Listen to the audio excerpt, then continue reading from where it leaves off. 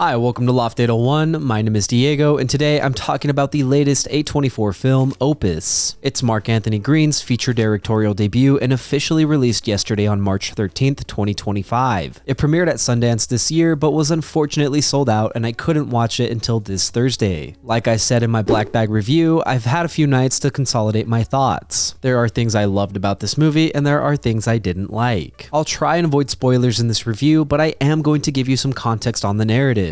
So if you want to see this movie blind, then please click away. You've been warned. Alfred Moretti is a 90s pop superstar. He's been retired for over a decade. I think the movie said 3 decades. Anyways, when he announces his new album and invites 6 guests to attend a listening party at his Green River, Utah compound, it creates a media storm. In this film, Alfred Moretti's fame is equivalent to Michael Jackson, the Beatles, Prince, and even Kanye West, who not so coincidentally also did a listening party in Wyoming. Moretti is a revered celebrity with die-hard fans who camp outside his compound just to catch a glimpse of him. They essentially view him and his music as godly. Now, the narrative of this movie actually revolves around one of the 6 guests, Ariel Ecton. She is a very young journalist just starting her career, but is often stifled by her dickhead of a boss, Stan. He is genuinely the worst. I'm sure there are evil, pretentious bosses like him out there, but I've never had somebody step on me and take credit for my work, so I viewed him as a caricature. Some viewers definitely will think that's my boss, bar for bar. The other guests are talk show host Clara, influencer Emily, paparazzi Bianca, and radio shock jock Bill. What could be Ariel's story of her career becomes increasingly sinister because Moretti and his compound inhabitants are clearly part of a cult. That is the main premise of this movie. We experience the cultish behavior and listening party through Ariel's naive and uncomfortable eyes. If you saw 2019's Midsommar, then that's basically what this movie is, with a lens on celebrity obsession. I genuinely did like the critique this movie made on idolizing celebrities and individuals. There are a lot of celebrities and musicians that I like, but at the end of the day, they're just strangers and I don't care enough to go see them in person. I think it's stupid that people pay hundreds and thousands of dollars to go to concerts, buy their merch, stalk their socials, and much more. The smaller a celebrity gets, the less jaded I tend to be and am more willing to support. There's just been too many big name scandals. Given my feelings on celebrities and influencers, it's hard to relate with this movie and the narrative. If I was Ariel, I would be shocked and excited to have such a unique opportunity and would definitely go to the compound. Living in Utah, I think it's cool that this movie takes place in Green River. It's isolated, but it's very beautiful and would put my guard down. However, the second I start seeing sus and cultish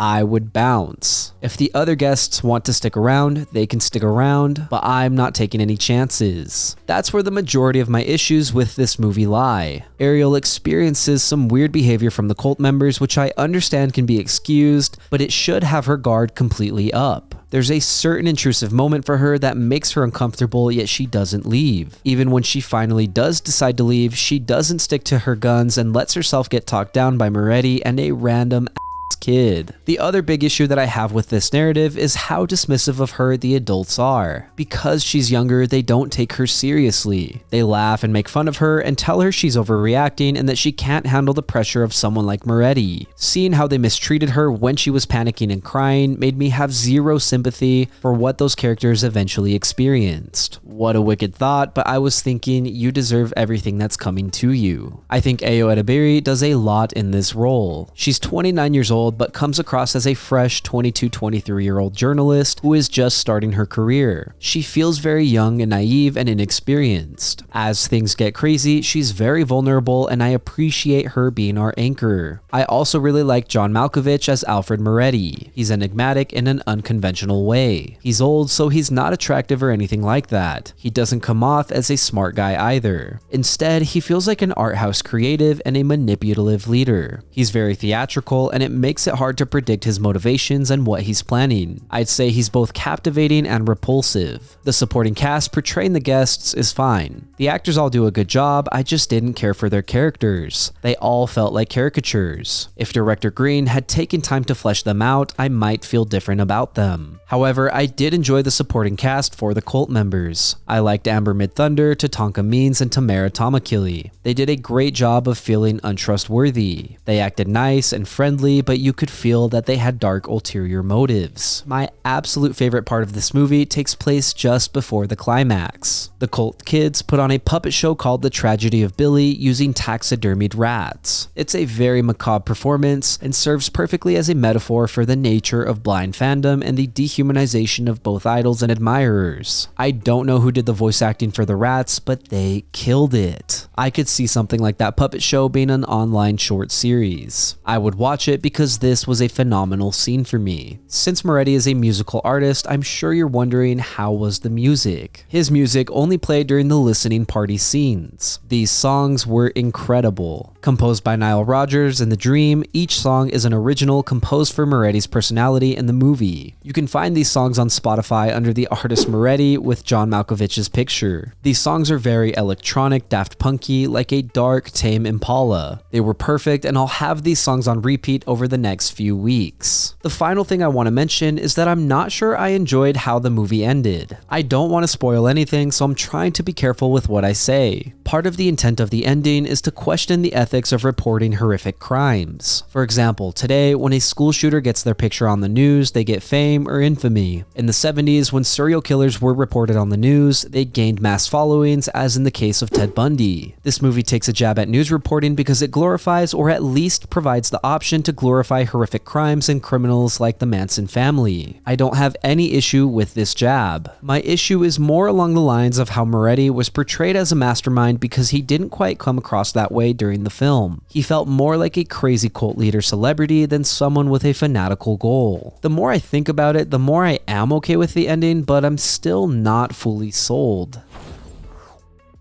Opus is an interesting but flawed film that explores the intersection of celebrity obsession, artistic genius, and cult-like devotion. Mark Anthony Green's directorial debut is ambitious with a haunting atmosphere and strong performances from Ayo Edebiri and John Malkovich, and an unforgettable soundtrack. While the movie's themes resonate, its execution falters due to underdeveloped supporting characters and a narrative that strains credibility. Still, Opus successfully provokes thoughts about the dangers of idol worship and the media's complicity in elevating dangerous figures. While I enjoyed aspects of the film, such as the eerie tragedy of Billy puppet show and the immersive world building, I also found myself frustrated with some narrative choices and character dynamics. Ultimately, this film has moments of brilliance but doesn't quite reach its full potential. If you like Midsommar, then I'm sure you'll like this movie. If you did not like Midsommar, then you will probably not like this movie either. Despite my issues with this movie, I would still recommend watching it because I'd love to hear your opinions on it. Thank you for listening to my review of Opus. If you enjoyed the content, then leave a like and hit subscribe. If you did not enjoy the content, thank you for sticking around. As always, I would love to read what you have to say, so leave a comment and let me know what you're thinking. Also, if there's something you want to see reviewed, don't forget to let me know and I will do my best to get to it. Lastly, if you want to see some more from me, then you can check out my vlogs linked up above or my podcast, Good Friends. Again, thank you for watching. My name is Diego and I will see you next time.